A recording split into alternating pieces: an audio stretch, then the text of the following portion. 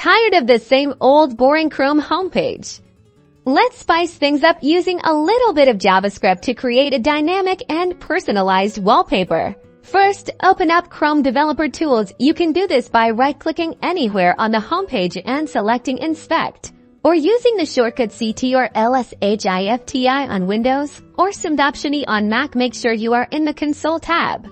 Now, we're going to enter some JavaScript code. This code will target the element responsible for the background of your Chrome homepage and change its image. Carefully type document post id rank equals URL followed by parenthesis and the image URL inside the parenthesis and quotes. Replace the image URL with the URL of your preferred image. You can find free stock photos on websites like Unsplash or Pexels. Just copy the image address. After you replace the URL in the code, press enter in the console and you should see the background of your Chrome homepage instantly change. How cool is that?